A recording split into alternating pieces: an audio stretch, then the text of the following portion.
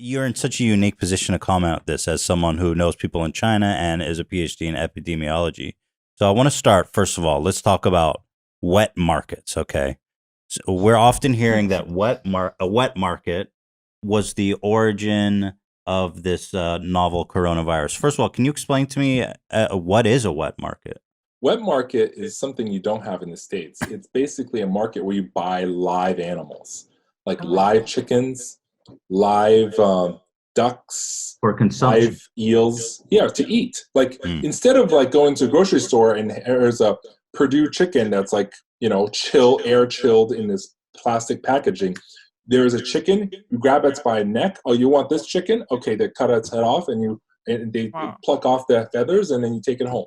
So what is so dangerous about these wet markets? Yeah, because you're literally like cutting off chickens' heads and cutting off you're literally slaughterhouse. It's like a live slaughterhouse in front of you. It's like I would like 3 eels, 2 ducks, and this, you know, this other weird animal that whatever it is that they're trading, pangolins or something.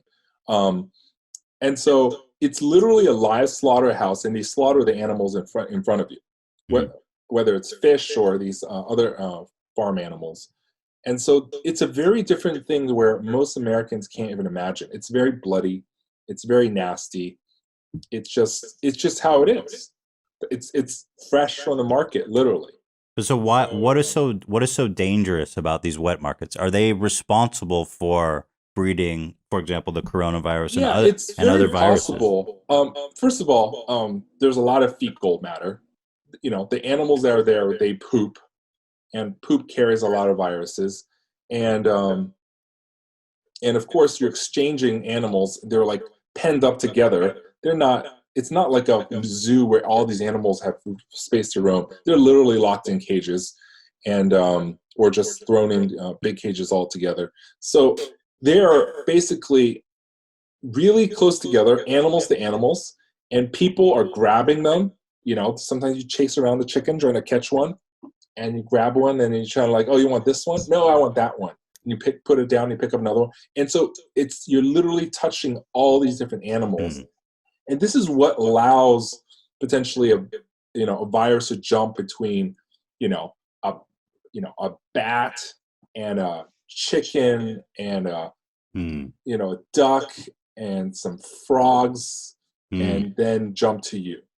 And so it's a circus. So that's why it's very plausible it came from there. At the same time, who knows? In China, it could literally come from anywhere because the population density is just so high, and people go out into the wilderness to hunt and bring back food as well. So So do you think that these wet markets should be shut down by China, or do you think that it's just kind of a fact of life over there?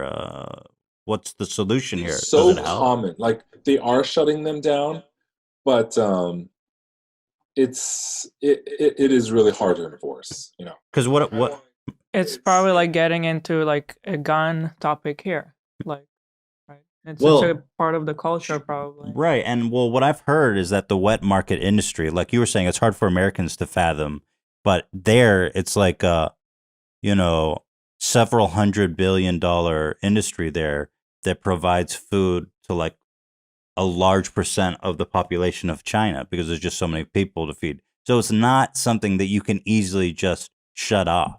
It's not like a pastime. It's actually people need these wet markets to eat because there's so many people there. Yeah, there is. And grocery stores, and it's not what you imagine. It's not Whole Foods. It's not even like Giant or Stop or Safeway. It's a very different world. Mm. So I think food to sanitation and hygiene, it's a different culture. Mhm. It's So is it not? It's naive in other words for us Westerners to start demanding China to close You down have to wet markets. realize, for example, China has half the farmland as the U.S., but it Mm. has 4 times the population. Mm. So every square inch of land, every acre has to feed, instead of one person in the US, has to feed 8 people in China for the same amount of farmland. And so farming intensity is incredibly dense. Um, it's just, and you have to feed these urban centers. And Wuhan as a city would probably be the second largest city in America right now. But in China, it's just a Just another- medium-sized city. That's yeah. So I think that's something interesting to keep in mind is just how different it is. The wet market sounds like a terrible place. Honestly, for me, I think if I walked there, I would be horrified. But it's just a fact of life over there.